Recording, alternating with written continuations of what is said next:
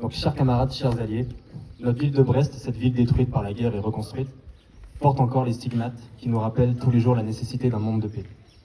C'est aussi ce que portaient les résistantes et les résistants face à l'ennemi nazi et aux collaborateurs français du régime de Vichy pendant la Seconde Guerre mondiale. Aujourd'hui, plus que jamais, la commémoration de cette lutte est nécessaire pour rappeler l'urgence et l'importance de la lutte antifasciste. Il ne faut pas cesser de dire aussi que les résistantes et résistants luttaient contre un envahisseur, certes, mais aussi contre un régime fasciste totalitaire, génocidaire. Les cérémonies auxquelles nous venons d'assister risquent parfois de faire oublier cette dimension essentielle de ce combat. Ce combat est pourtant toujours d'actualité, notamment en Palestine, occupée elle aussi par une nation suprémaciste et génocidaire. Le colonialisme actuel doit d'ailleurs nous rappeler que le 8 mai 45 est aussi un jour sombre, et célébrer la victoire contre l'extrême droite nazie ne doit pas nous faire oublier les massacres coloniaux en Algérie du même jour, à Sétif, Guelma et Kherrata. Pour avoir eu le malheur de sortir le drapeau algérien sur leur terre, lors de la fête du 8 mai 45, 30 000 Algériens et Algériennes seront massacrés par les colons français. Un an plus tôt, au Sénégal, les tirailleurs ayant combattu pour la France durant la guerre demandent leur solde, leur salaire promis pour le sang versé afin de libérer le cœur de l'Empire. Les officiers français refusent, le ton monte, et un massacre est commis par les troupes coloniales et les gendarmes français à l'encontre de ces tirailleurs africains, venant du Sénégal, du Dahomey, l'actuel Bénin, du Soudan français qui est l'actuel Mali, de la Haute-Volta actuelle devenue Burkina Faso, et de plein d'autres pays d'Afrique subsaharienne. Le 1er décembre 1944, au camp militaire de Tiaroy, près de Dakar, 35 morts, selon le discours officiel, 400, selon l'historienne spécialiste des prisonniers de guerre indigènes, Armelle Mabon, et toujours autant d'opacité aujourd'hui sur le déroulement exact des faits, car la plupart des documents concernant le massacre sont classés secret défense. Un autre massacre, celui-là qualifié de génocide, a aussi touché le peuple arménien, dont faisaient partie Missak et Méliné Manoukian. Ils ont alors fui un régime autoritaire et génocidaire pour rejoindre la France terre d'accueil. Nous sommes donc ici pour leur rendre hommage à ces engagés dans les francs-tireurs et partisans, main-d'œuvre immigrée, aussi appelés FTP et MOI, arrivés étrangers mais morts pour la France, devenus combattants mais morts pour la paix, la liberté et la lutte contre le nazisme. Leur engagement doit résonner d'autant plus aujourd'hui que nous faisons face à la menace fasciste et au bloc bourgeois, prêt à lui donner le pouvoir pour conserver ses privilèges. N'oublions pas également que Missak Manoukian et ses camarades ont été arrêtés en novembre 1943, puis jugés expéditivement, fusillés et stigmatisés par la campagne anticommuniste, xénophobe, antisémite de l'affiche rouge, en février 1944.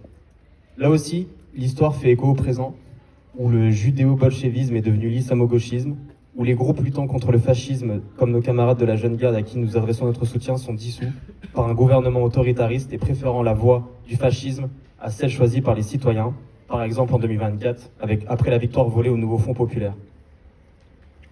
À nouveau, le Front républicain ayant été détourné et dissous par ceux-là même qui se prétendent républicains, un front antifasciste doit se construire, à l'échelle du pays et de notre ville. Si le pire devait arriver l'année prochaine en 2027, et nous ferons tout pour que ça n'arrive pas, vous savez, Brest devra bâtir un front de résistance large et uni. Ces commémorations nous permettent donc de ne pas oublier qu'à travers le dévouement d'hommes et femmes, le fascisme n'est pas une fatalité. Également, ce moment nous permet à nouveau d'affirmer une chose simple, mais pourtant si importante dans ce contexte. On ne préserve pas la paix en préparant la guerre, mais en préparant la paix. Au sein même de Brest, cette paix doit prospérer et ne pas disparaître pour laisser place à la folie sécuritaire. La commémoration de la victoire du 8 mai 1945 doit faire caisse de résonance avec ce qu'il se passe à l'international. Les massacres et les guerres, les bombardements et les génocides qui se déroulent aujourd'hui ne doivent pas être passés sous silence. De l'Ukraine au Soudan, au Congo, en Palestine, en Iran, au Rojava et tant d'autres. Vive la lutte antifasciste, vive la paix, vive la solidarité entre les peuples. Chers amis, en ce 8 mai, nous commémorons la victoire sur le nazisme. Une victoire arrachée par les peuples, par les résistances, et en particulier par les communistes qui ont joué un rôle décisif dans la libération de la France. Nous pensons aujourd'hui à celles et ceux qui ont combattu, à celles et ceux qui sont tombés. Nous pensons à Missak et Méliné Manoukian, à ces résistants de la main-d'œuvre immigrée, étrangère, ouvrière, communiste, qui ont donné leur vie pour la liberté. Leur entrée au Panthéon n'est pas seulement une reconnaissance historique, c'est un message pour aujourd'hui. Car leur combat n'était pas seulement un combat contre l'occupation, c'était un combat pour un monde plus juste, pour une paix, pour l'égalité, pour la fraternité entre les peuples. Et ce combat est toujours des nôtres. Parce qu'aujourd'hui encore, les peuples sont sous les bombes. En Ukraine, la guerre ravage des villes entières. À Gaza, les bombardements frappent une population enfermée, privée de tout. En Iran, les frappes militaires menacent d'embraser toute la région. Partout, ce sont les mêmes victimes, les peuples, les civils, les travailleurs, la jeunesse. Et pendant ce temps, ici aussi, les discours va-t-en-guerre réapparaissent. On parle d'escalade, de réarmement, de renforcement. Comme si la guerre était une fatalité, comme si elle était une solution. Nous disons clairement non. La jeunesse de la classe travailleuse n'a pas vocation à être envoyée au front pour être sacrifiée dans les conflits qui ne sont pas les siens. Nous refusons que les peuples paient le prix des logiques des puissances impérialistes. Et ici, à Brest, nous savons ce que cela signifie. Brest a été bombardée, détruite, presque entièrement pendant la Seconde Guerre mondiale. Brest sait ce que veut dire vivre sous les bombes. Brest sait ce que veut dire la reconstruction sur des ruines, sur des vies brisées. Alors Brest ne peut pas rester indifférente. Notre histoire nous oblige à la solidarité avec tout peuple qui subissent aujourd'hui les guerres. Elle nous oblige à refuser la banalisation, la violence, les logiques de haine, à refuser les discours qui préparent au conflit de demain. Car pendant que les bombes tombent, une autre menace grandit. Elle est aujourd'hui directement au pouvoir et porte en elle la guerre. L'extrême droite gouverne déjà plusieurs pays. En Italie avec Giorgia Meloni, aux États-Unis avec Donald Trump, en Israël avec Benjamin Netanyahu. Partout où elle dirige, elle attise les tensions, désigne des ennemis, justifie les affrontements. L'extrême droite n'est pas seulement une idéologie de haine, elle est une politique de la guerre, par son nationalisme agressif, par sa logique de confrontation, par sa volonté de domination. Elle conduit les peuples vers les conflits.